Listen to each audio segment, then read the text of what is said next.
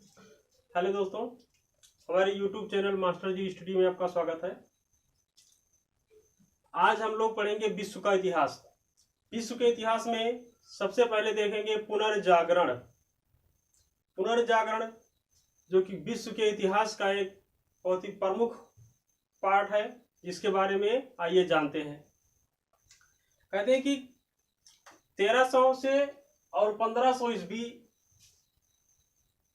के कालखंड को पुनर्जागरण के नाम से जाना जाता है। विश्व के इतिहास में हुआ क्या कि यूरोपीय देशों में प्राचीन रोमन साम्राज्य ने जो सभ्यता, संस्कृति और उन्नति किया था, अपनी संस्कृति का विकास किया था, वह अधिक समय तक अस्थायी न रह सका।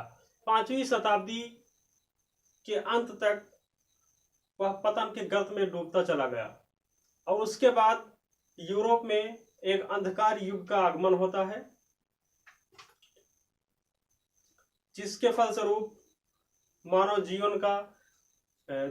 का जीवन है वो दुष्प्रभाव, अंधविश्वास और सामंतवाद की चपेट में आकर के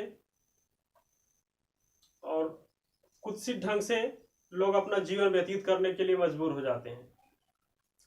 पुनर्जागरण जो है यह यूरोपीय देशों की एक युगांतरकारी घटना थी। कहते हैं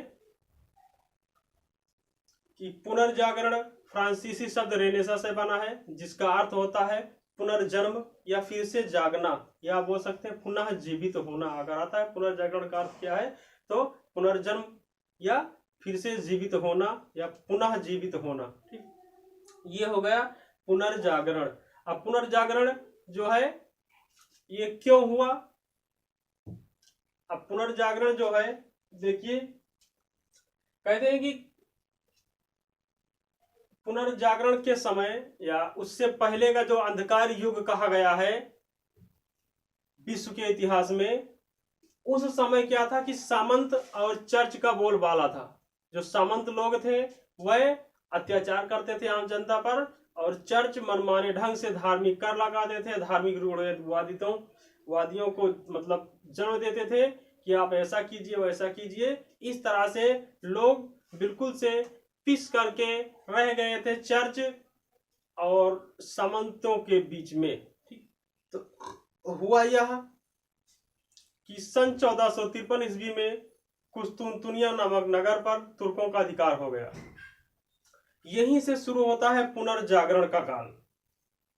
पुनर्जागरण जो है शुरू होने का सबसे बड़ा कारण जो था वो 1453 ईस्वी में कुस्तुनतुनिया पर तुर्कों का अधिकार। इसमें होता यह है कि तुर्क और यूरोपवासी आपस में युद्ध करते हैं, जिसमें तुर्कों की विजय होती है और कुस्तुनतुनिया पर अधिकार कर लेते हैं तुर्क। उस तुर्कों का अधिकार होने के पश्चात जो वहां के बुद्धिजीवी लोग थे, कलाकार लोग थे, ये सब भाग करके जाते हैं, इटली में शरण लेते हैं।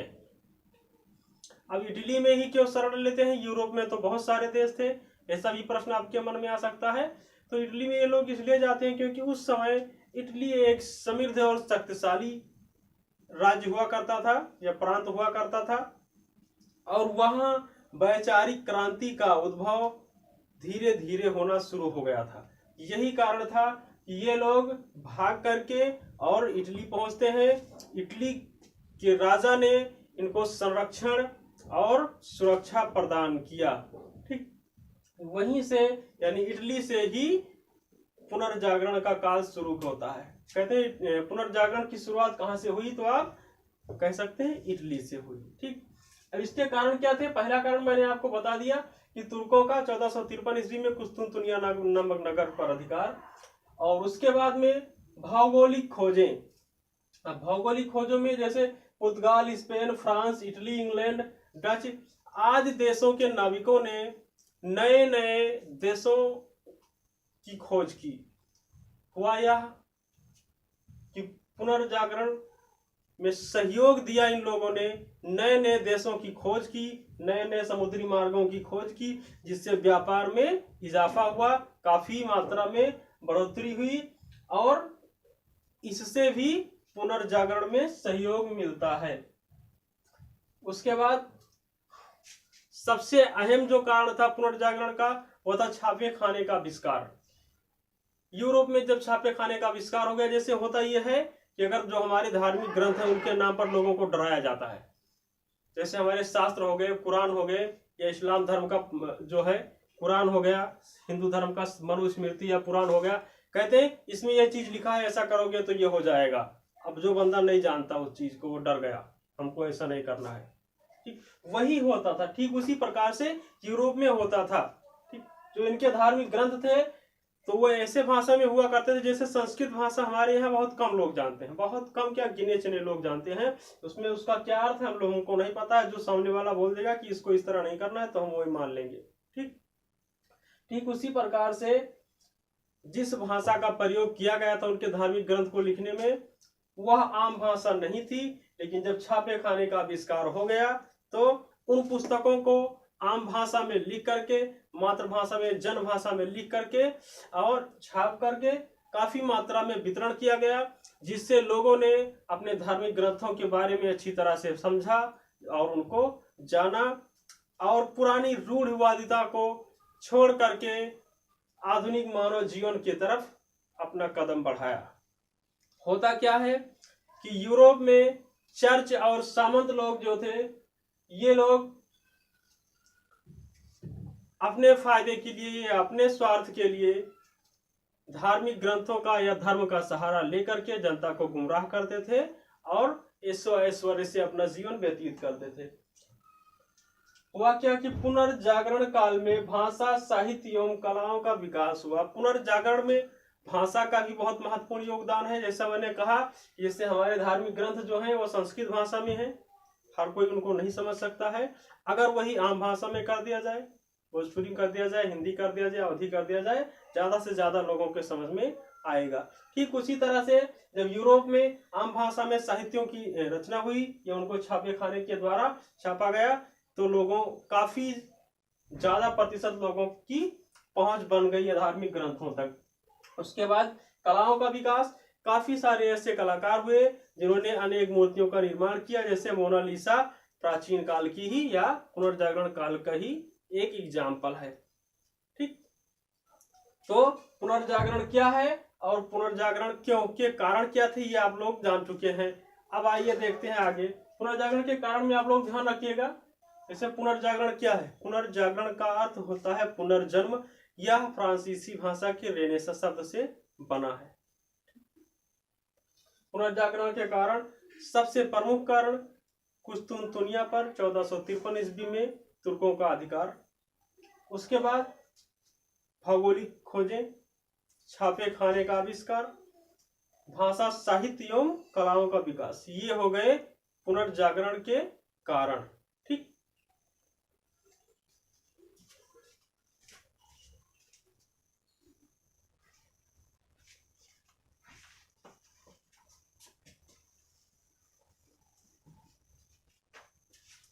देखिए पुनर्जागरण क्या है और क्यों हुआ, या इसके होने के क्या कारण थे।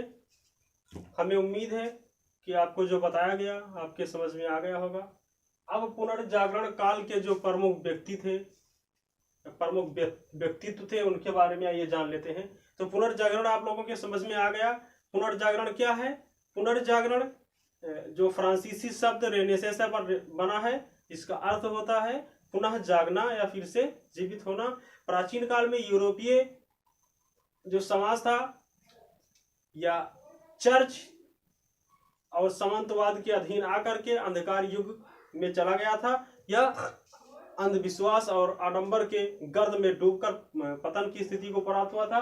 किंतु 13वीं से 15वीं शताब्दी के मध्य ये पुनः जागृत होते हैं और पुनर्जागरण की शुरुआत होती है। इसका जो प्रमुख कारण क्या थे? प्रमुख कारण मैंने आपको बताया, कुस्तुनतुनिया पर तुर्कों का अधिकार, भौगोलिक खोजें, छापे खाने का आविष्कार, भाषा, साहित्य और कला का विकास, ये सब कारण थे।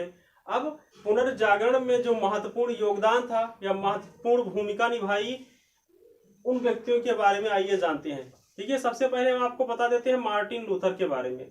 मार्टिन लूथर जो थे, इनके बारे में कहा जाता है कि एक आम आदमी थे।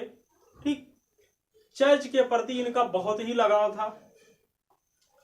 एक बार इनको रोम जाने का अवसर प्राप्त होता है और जब ये वहां पर पहुंचते हैं तो देखते हैं कि जिनके प्रति आम जनता का बहुत ही आदर है, बहुत ही सम्मान है, वह व्यक्ति हाथ में शराब लिए हुए और नर्तकियों के पास बैठा हुआ है, धर्म का सत्यानाश कर रहा है। इस तरह से उनके मन में जितनी आस्था और श्रद्धा थी वह घृणा में बदल गई और उन्होंने तय किया कि हम यहाँ से जा करके और यहाँ क्या हो रहा है इसके बारे में आम जनमानस को बताएंगे। और वहीं से मार्टिन लूथर ने चर्च का और पोप का विरोध करना शुरू किया। तो पुनर्जागरण में मार्टिन लूथर का बहुत ही अहम योगदान है। ठीक, आइए जानते हैं और जो व्यक्ति थे उनके बारे में। प्रमुख व्यक्ति दांते, इन्होंने एक प्रसिद्ध ग्रंथ डिवाइन कॉमेडी लिखी जो तत्कालीन समाज के लिए बहुत ही उपयोगी साबित हुआ। उसके बाद रोजर बेकन, इन्होंने कई परीक्षण किए भूगोल, गणित, विज्ञान और खगोल विज्ञान को लेकर के। ठीक, तो प्रमुख व्यक्तियों में इनका नाम भी अग्रणी स्थान पर आता है। उसके बाद माइकल एंजेलो ने 2 पुस्तक लिखी, द लास्ट जजमेंट, उसके बाद द फॉल ऑफ मैन। ठीक, इसकी रचना किसने की? माइकल एंजेलो ने। फिर उसके बाद में एक आते हैं राफेल के बारे में कहा था, उन्होंने मेडोना नामक जीसस क्राइस्ट की जो माता थी उनकी एक प्रतिमा बनाई जो कि ममता और वात्सल्य की प्रतिमूर्ति कहा जाता है। ठीक, उसके बाद टॉमस मूर, प्रमुख व्यक्तियों में टॉमस मूर, इन्होंने यूपोटिया की रचना की। पुनर्जागरणकालीन यूपोटिया की रचना किसने की? Thomas More. उसके बाद मैकिया बेली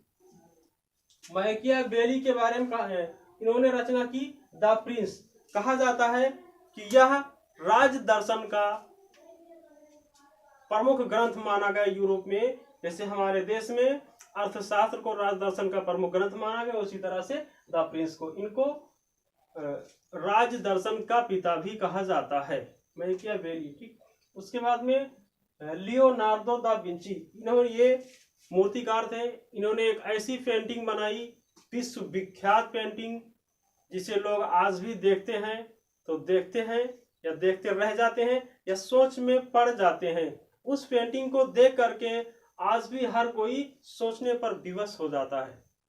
वो प्रसिद्ध पेंटिंग है मोनालिसा की। ठीक, नाम आप लोगों ने सुना होगा मोनालिसा। इसको बनाने वाले कौन थे? Leonardo da Vinci. ठीक, उसके बाद मार्टिन लूथर, हमने आपको इनके बारे में बता दिया। प्रमुख व्यक्तियों में Martin Luther, Gutenberg, Galileo, Doordarshan का आविष्कार भी इसी समय हुआ था, दूरदर्शी का आविष्कार। ठीक, पुनर्जागरण के काल में ही हुआ था। किसने किया था? गैलीलियो ने दूरदर्शी का आविष्कार किया। उसके बाद में कॉपरनिकस, एक नाम छूटता है कॉपरनिकस।